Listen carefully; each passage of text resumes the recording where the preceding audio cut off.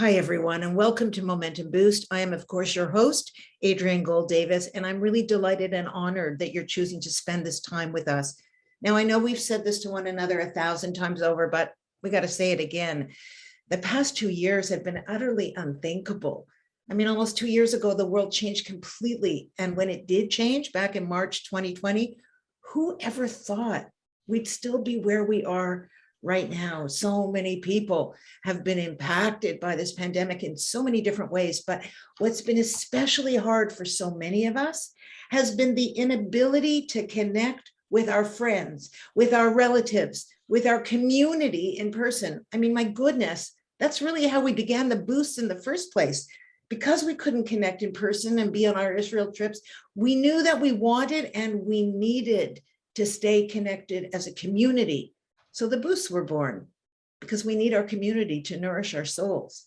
You know, in Pirkei Avot, the ethics of our fathers, Rabbi Hillel tells us not to separate ourselves from the community. And the commentator called the Bartanura also says on this statement, do not separate yourself from the community, do not separate yourself from the congregation, but rather share in their troubles, as anyone who separates from the congregation will not see the congregation consoled.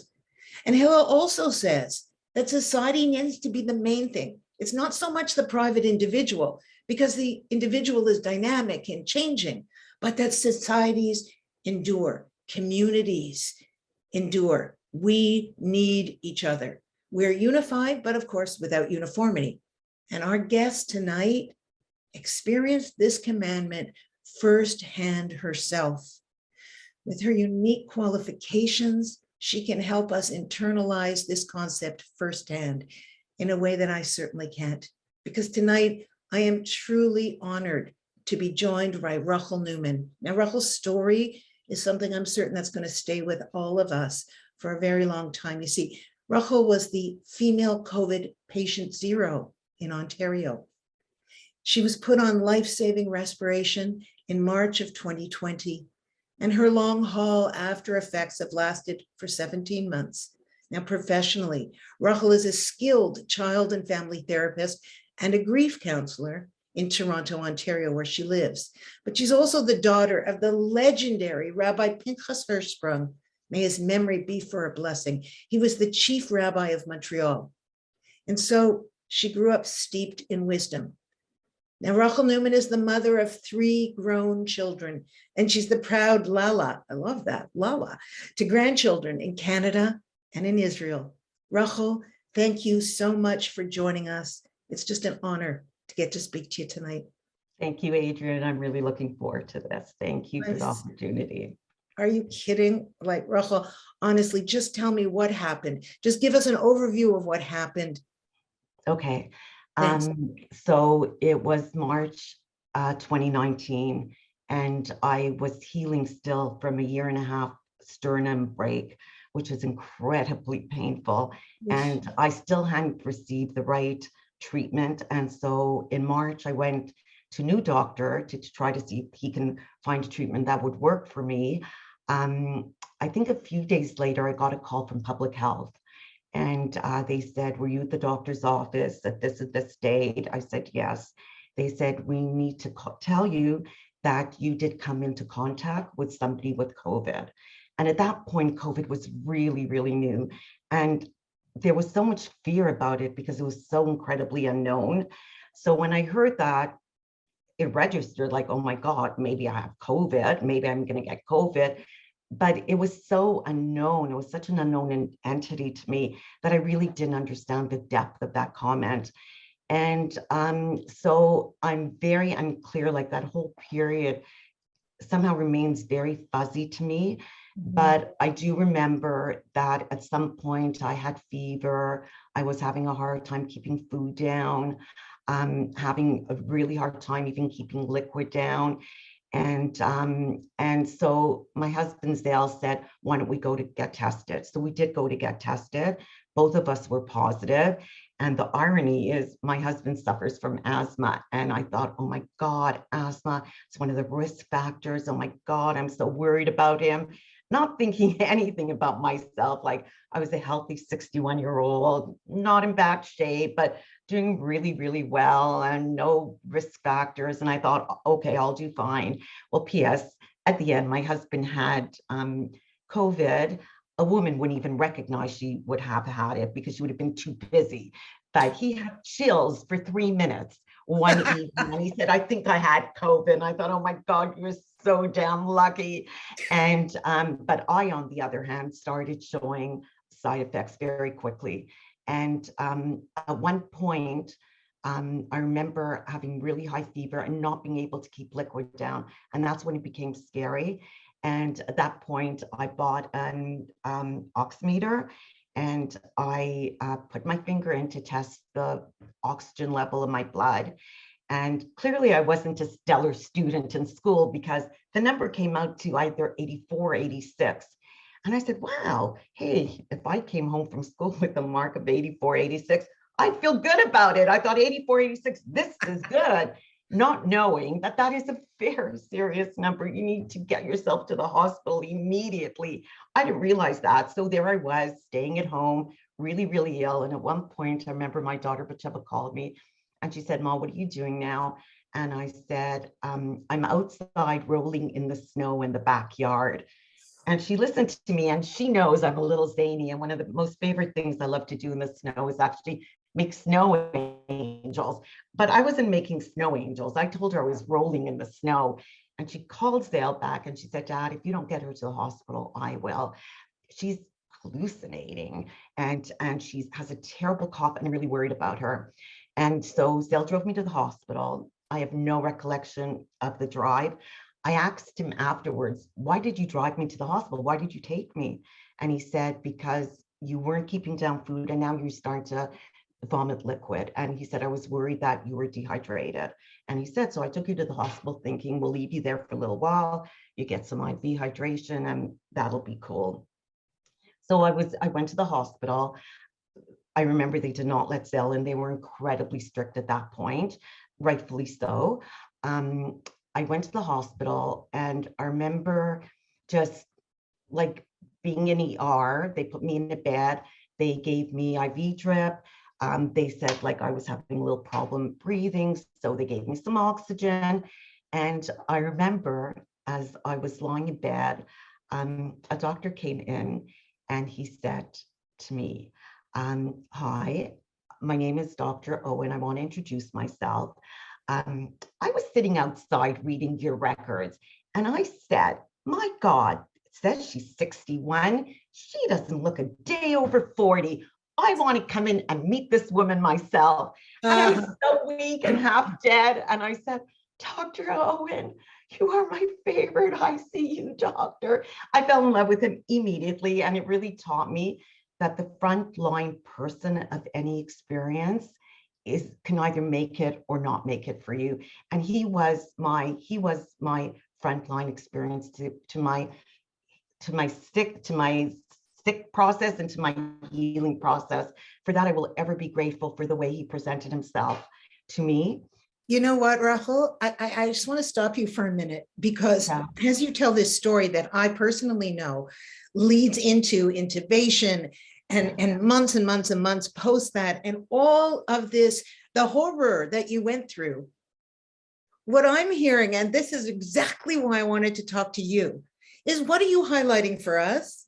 The nice manners of the doctor who tried to make you feel good and the import of the frontline worker. So what I'm seeing right now is I am seeing that everything you learned growing up, the way that you approach struggle, pain. I mean, you're a therapist, but you were really in a physician heal thyself mode. So you couldn't physically heal yourself. But it seems to me that being the patient, all of a sudden, even though you don't remember a lot, obviously, of the intubation or any of that, you were still able to glean some wisdom. So what did you learn? From the experience? Yeah.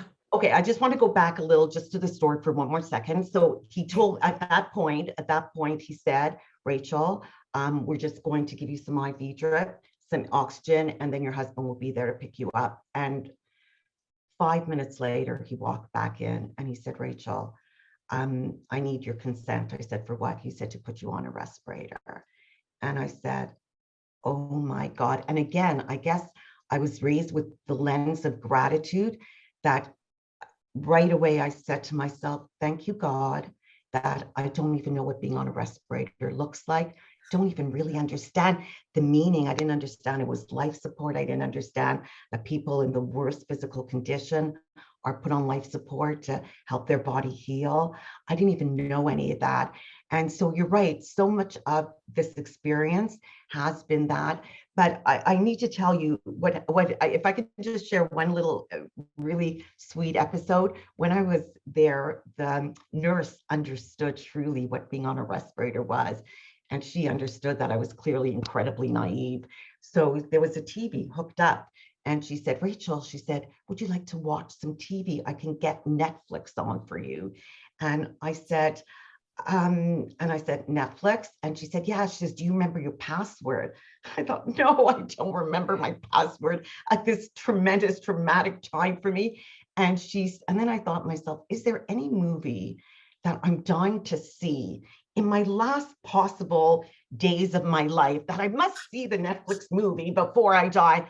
And I said, there isn't. And she left the room. 20 minutes later, she came back and she said, Rachel, I have the Netflix password. And I said, it's really okay. It's really okay. So I want to tell you a little, like the question that you just asked me, which really leads me into something else, that what I learned for myself was that truly everything that I've always believed about therapy, about the therapeutic process, about people in struggle, confirmed that yes, everything I had thought from my clients that we expect of our clients going through struggles is truly, truly the right thing. And I'll just give you some examples that, that I think one of the hardest things for people when they are in a really struggling state is to be a taker. And especially as women, we are givers. We're nurturers. We give life in every sense. And to be able to be a taker is really hard. And for me as a therapist, who's always been in the helping role, to be now taking was really incredible. And I thought to myself, you know what? We all of us, life is a circle, and I tell it to my clients. And so I truly believe that life is a circle, and sometimes we're on the top. And we're so lucky when God puts us on the top and he gives us opportunity to be a giver. And guess what? And life is a circle, and then it goes around. And guess what? At some point, you are going to be in the taker position, and it's a very vulnerable position. And it means that you're not in control of your life. And yet, that can be some of the most moving learning times in our life when we learn to be vulnerable and to take. And I learned so much how to be a giver from what I was given. The things and the way people gave taught me now. I'm a different giver today than I would have been. Just like when we go to Shiva home, if we have lost somebody, we will never walk into a Shiva home the same way once we have encountered loss. We look at the person, we know what it's about, we know what they're going through. And it's the same thing I will never be the same giver as I was, because I learned to take. I also, what really taught me too, was the importance that I've always believed in therapy is the importance of a multidisciplinary team. And it was so clear to me that there was not one person alone who was responsible for my treatment. There was the nutritionist, there was my psychiatrist, there was my GP, there was my physiotherapist. There were so many people involved because you cannot heal alone. You just cannot heal alone. The third thing that it taught me, which I would say was probably the most valuable thing, is that when we see people in therapy, they come to us because they are struggling. And often they're very broken. They're feeling very broken inside. And I remember meeting with my psychiatrist. I was fortunate enough to get a psychiatrist who was the head of the trauma team at Mount Sinai Hospital.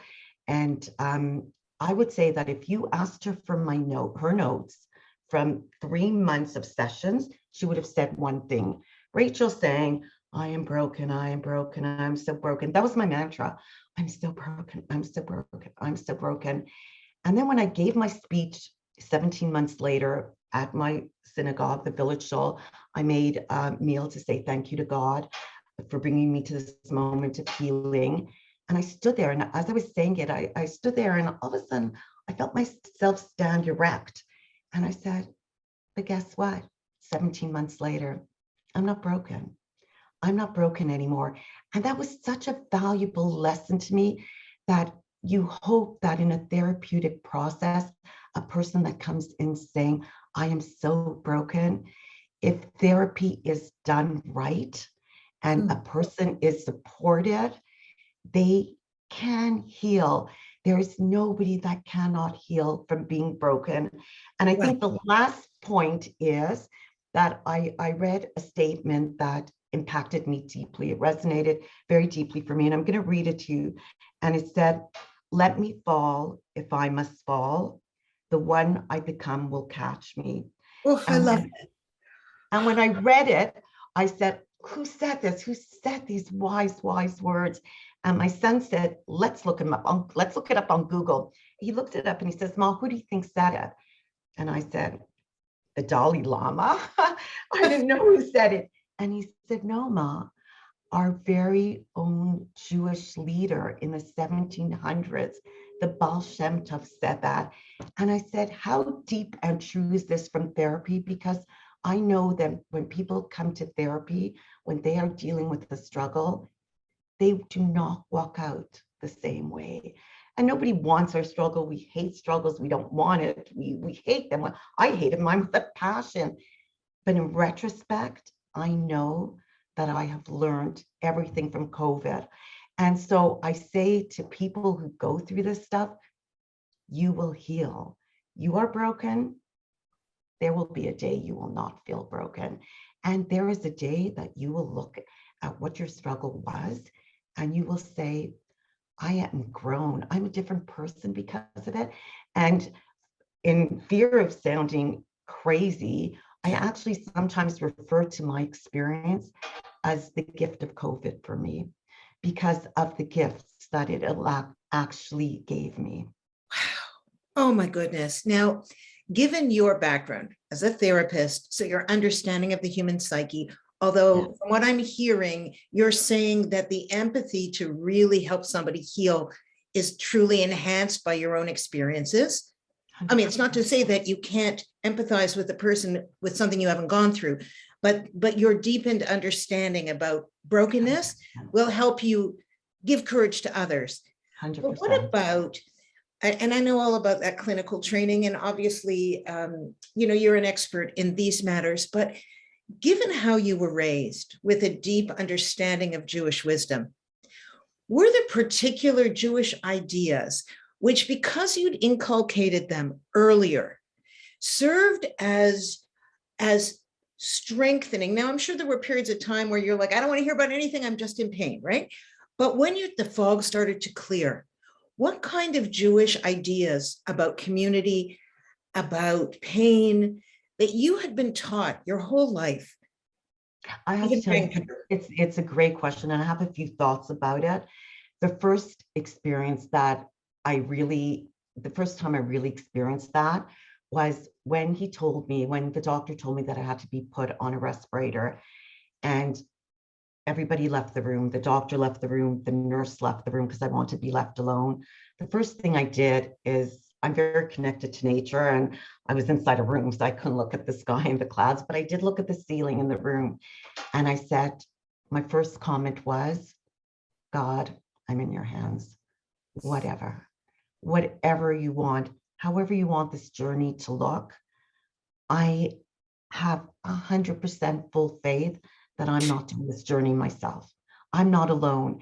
And that feeling never, ever, ever left me. The feeling that, and sometimes we read in Psalms and in our prayers where it said, God is with me. And, that even when we feel alone, he walks beside us. And I think, there's something about experiencing it. So like logically, I've always known that my whole life. I've been seeped, like you say, it's in my DNA. I was raised with it in utero, these thoughts. And, I was privileged to be raised in a home where these ideologies were so based in our DNA that it's just part of who I am. Just like my first automatic thing is I go to that.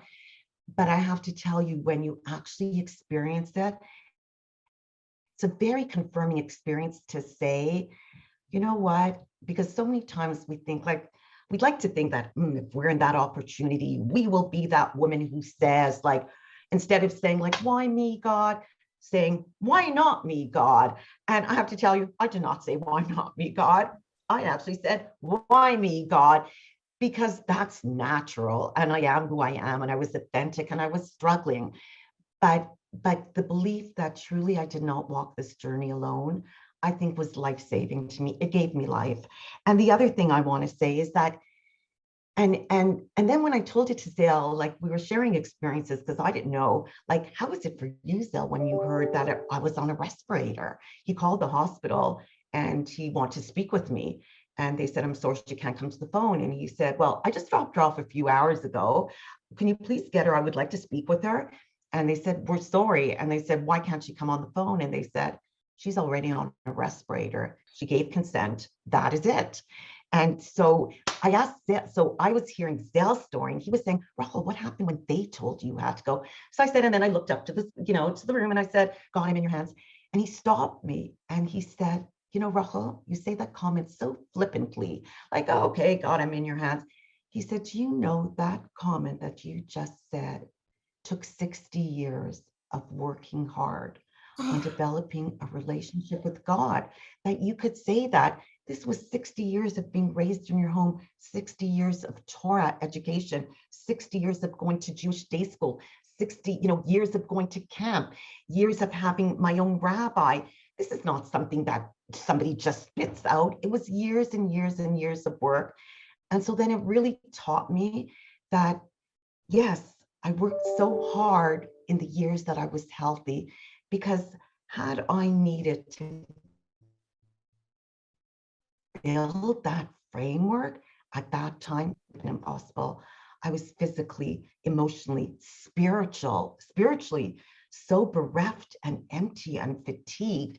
I could have never built a framework at that point. Oh.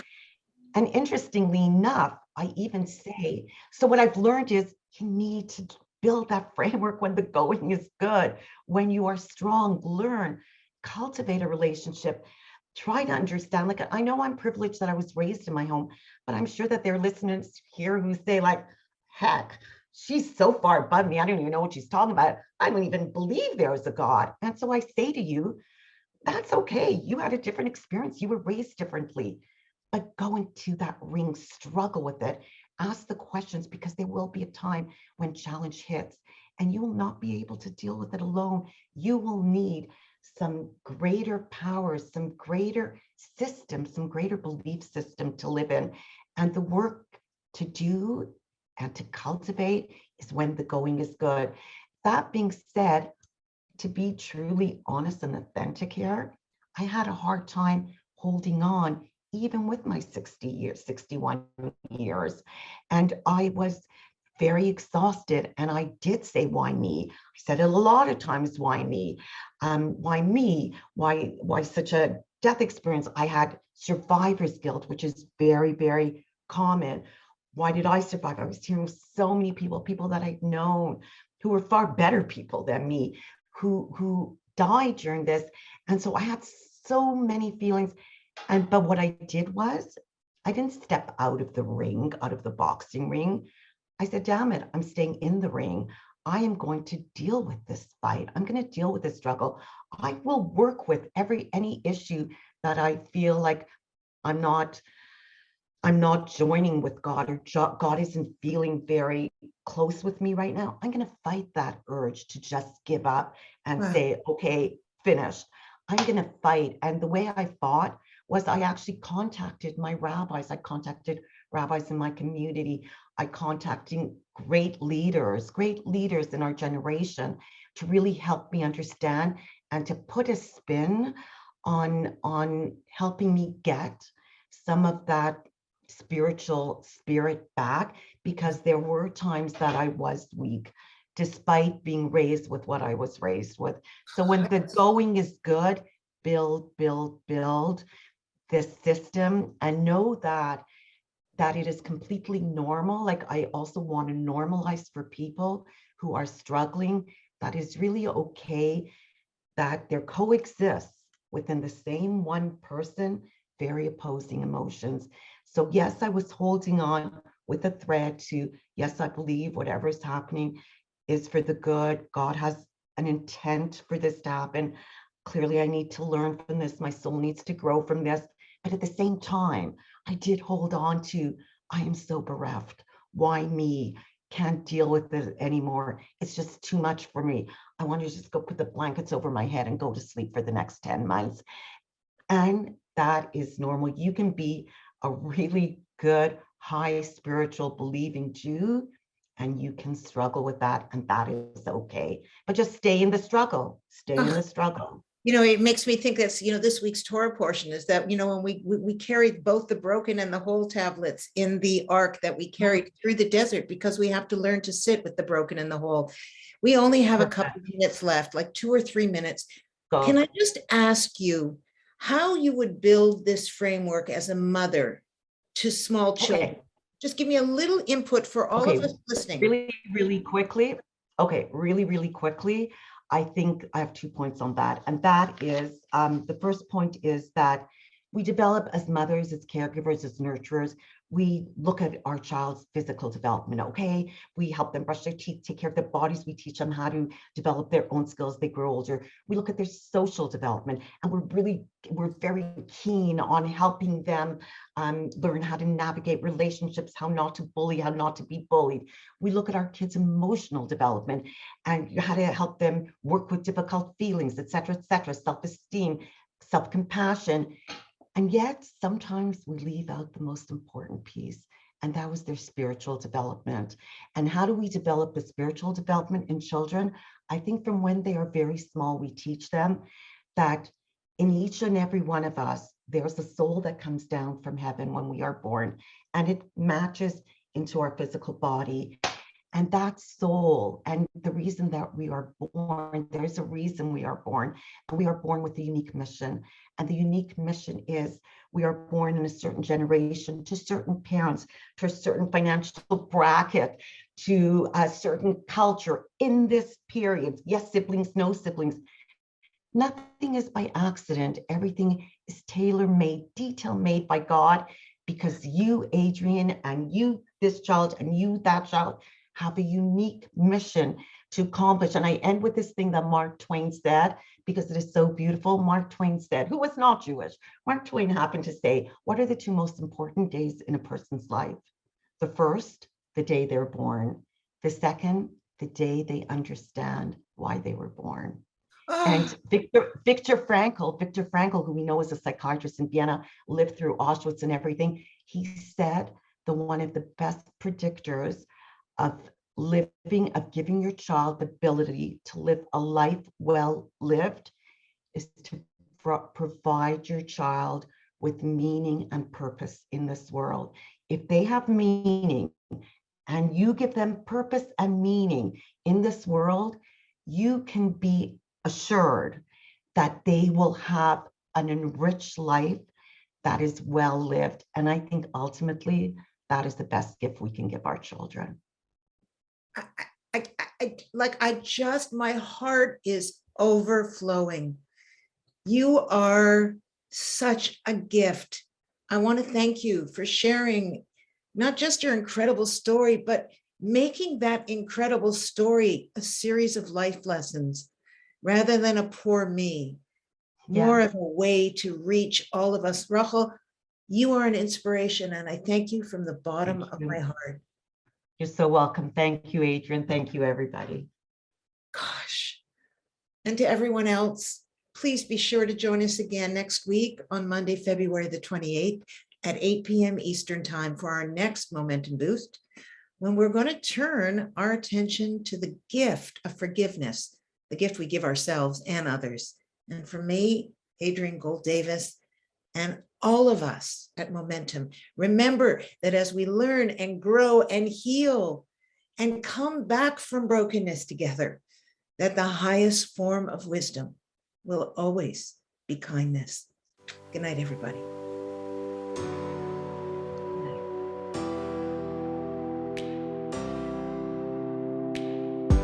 I've got 1,000 questions